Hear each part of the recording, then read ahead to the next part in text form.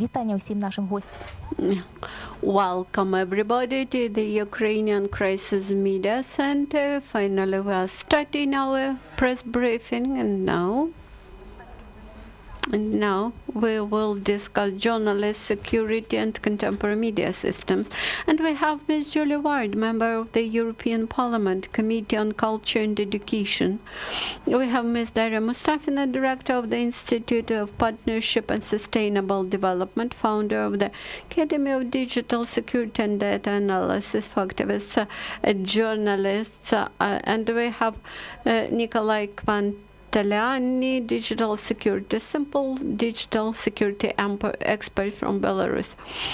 Good afternoon, dear colleague. Thank you for attending our press conference. Today we have a good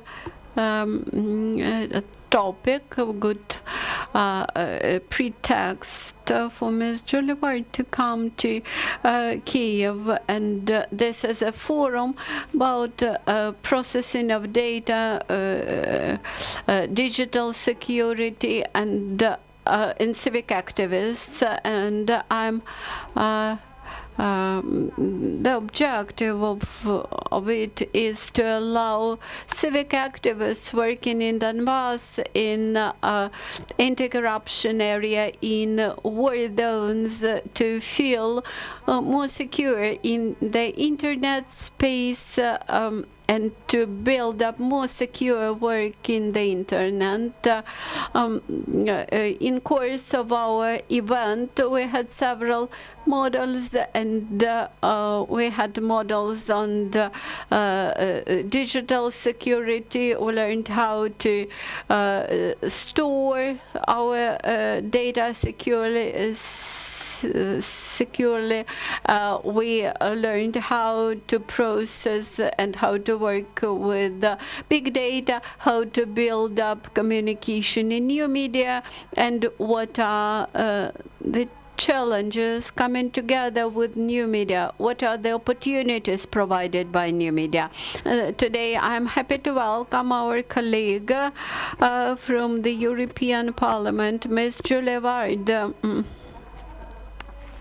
who is now in Ukraine and who is a big supporter of journalists and civic activists all around the world. Quite often, Ms. Ward takes trips around the globe and visit those countries who require the most attention from the global community. Quite recently, Ms. Ward had come back from Syria.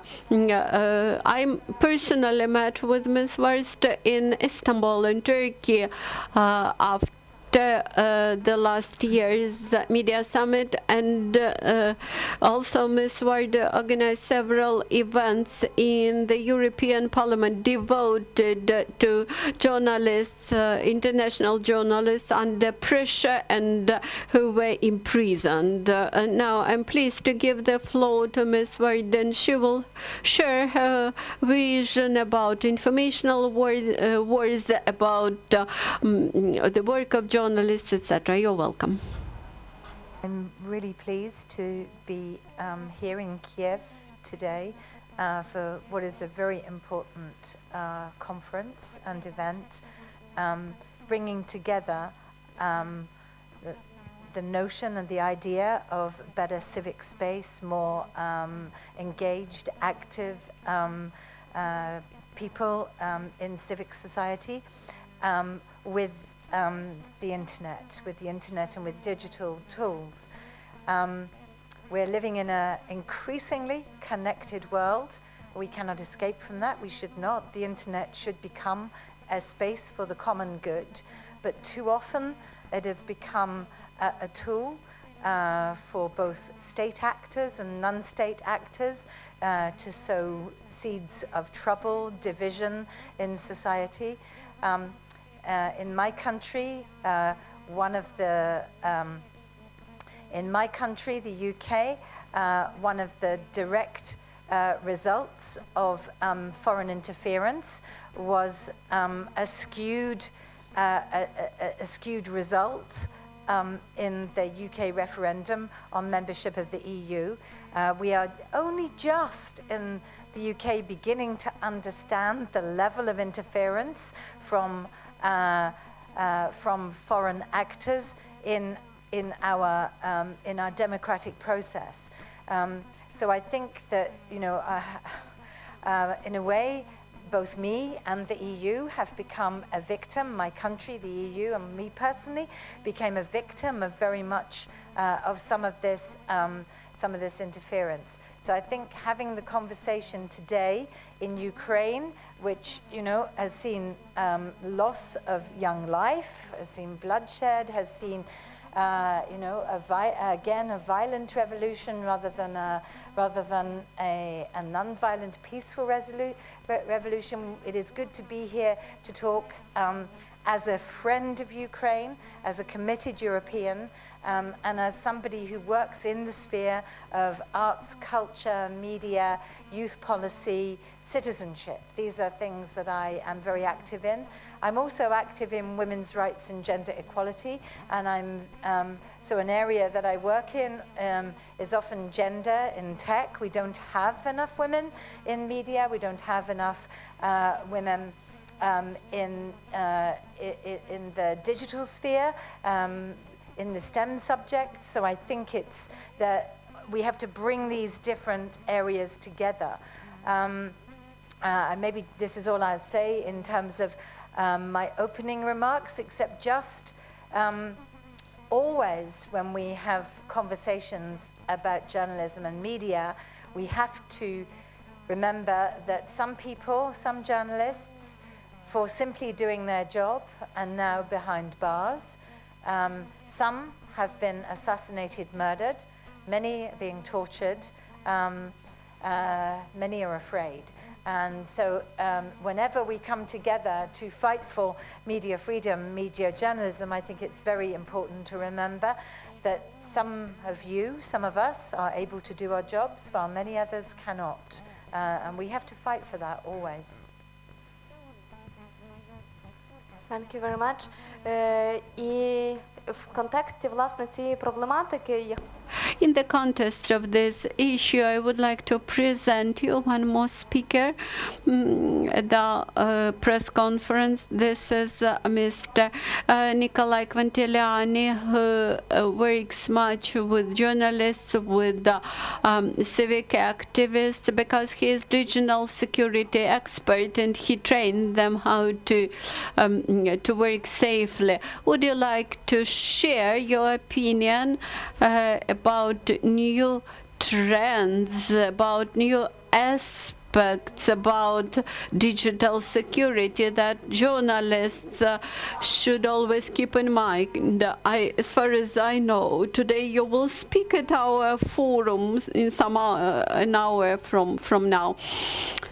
Maybe you will disclose now several main items, main steps about digital security for journalists. Thank you, Daria. I will speak Russian, okay? Dear friends, I'm happy to cooperate with the Digital Security Academy. I've been dealing with this issue for more than 10 years now, and quite often I work with journalists from Russia, from Belarus, from Ukraine, from Europe. We have developed 22 rules, 22 items, and this is called 22 rules for digital security. Those who are registered for our press conference, we will disseminate these 22 rules. This is like a checklist for you to understand how securely you work in the internet. The internet had become a universal component of our lives. Even our toasters are connected to the internet, and being connected to the internet, even toasters can send their emails, and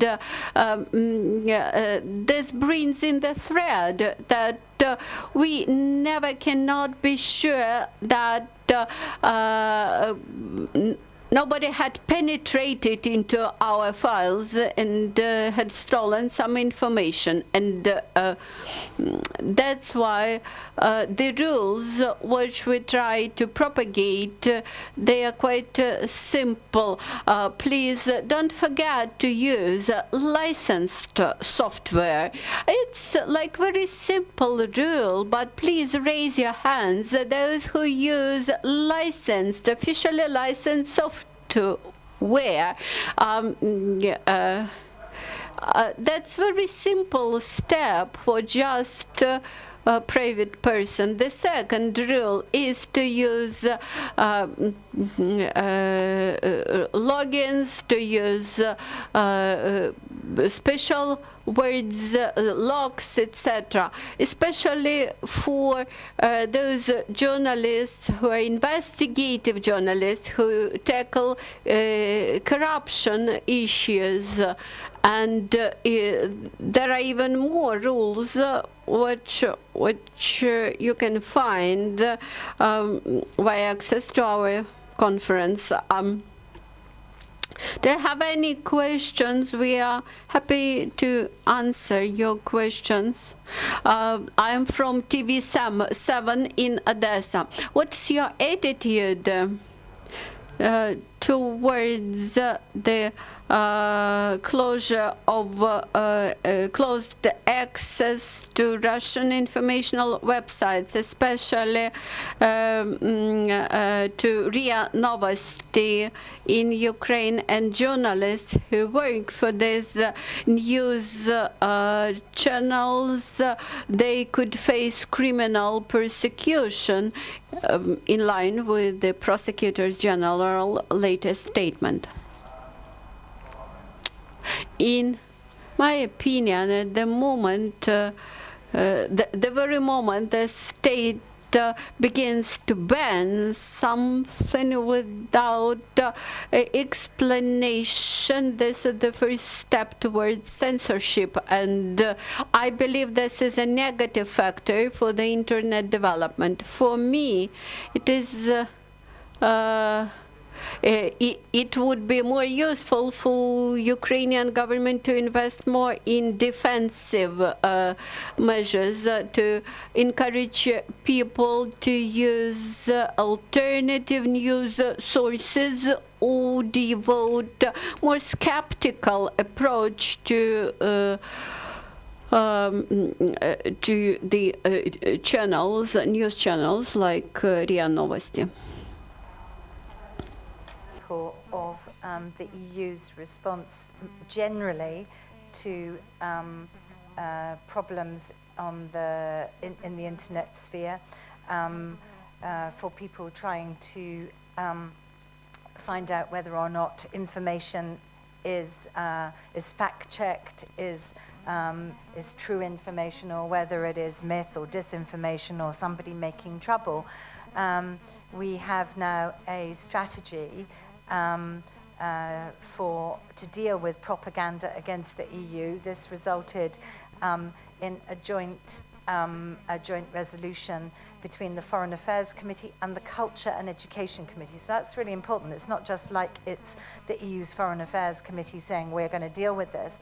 It was dealing with it in conjunction with my committee, which is a committee that stands up for journalism, quality journalism, media literacy, digital literacy, citizenship, you know, all those things that I was talking about before, youth policy.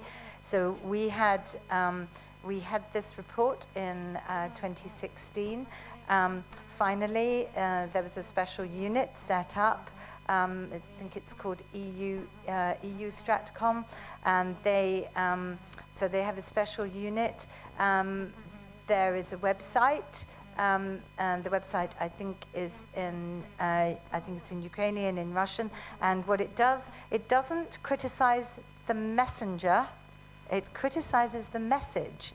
And I think this is really important. We can't get into the situation where we are, where we on one hand want to have a relationship between EU and Russia, and on the other hand we have a web platform where we are constantly accusing Russia of disinformation. It's much better that we teach people to try and distinguish for themselves between true information and disinformation. So this is and it's quite a new initiative of the EU. I think that more people should be engaged in this. I was very pleased to see that ordinary citizens can report what they think might be disinformation, and they have a team who can look at this, can investigate it. So when they put the cases up on the website, they can clearly show you why, where this came from. So an example would be, there was a lot of stories about whether or not the chemical attacks in Syria were truly from Russia or not from Russia. And what they're able to show is two photos, and they demonstrate that one photo is from a film set, for example. So I think the more we can demonstrate visually the difference between truth and fiction, I think the better. So it's one way that we, as a union of 28 different member states, are trying to provide some platform which can both be proactive but also responsive. Дякую вам. Чи є ще запитання? Якщо запитань більше немає, тоді прошу. Представляйтесь, будь ласка. Борис Драгін, Асоціація польських журналістів в Україні. Association of Polish Journalists in Ukraine. Whether you suggest any technical tools which allow to bypass imposed blocks of information, allowing the receiver of information whether to take this piece of information or not. Власне, First of all, this is the question about the level of development in a society, the level of developed criticism in society towards pieces of news which they receive via internet, for example, whether they can take this information as totally true or as a fake, etc.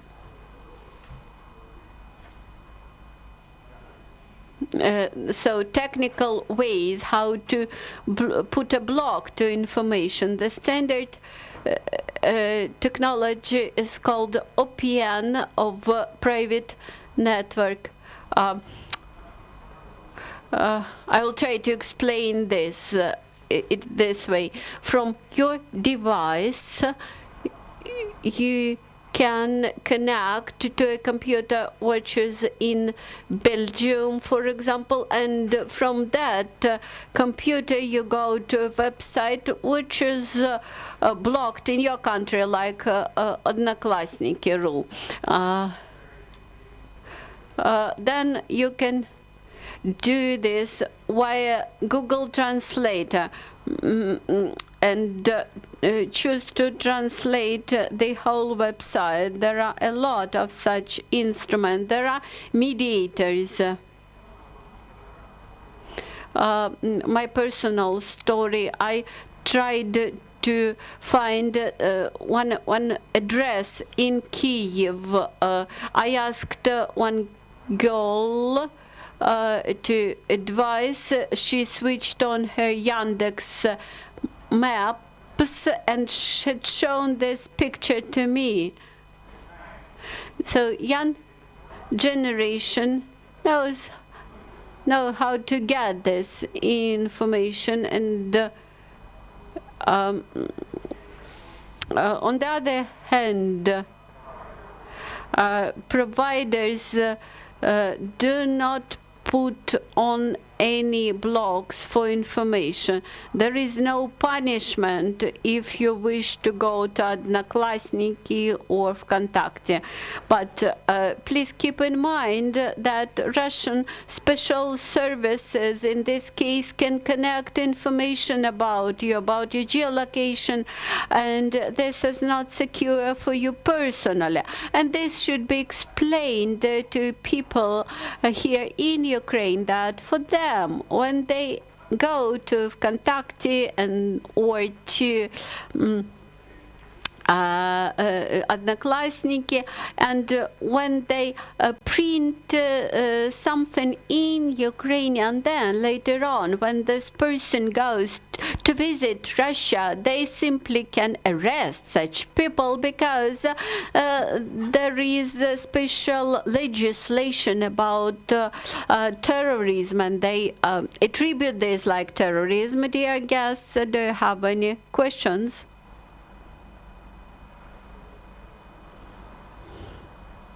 I have a question to Ms. Jolie.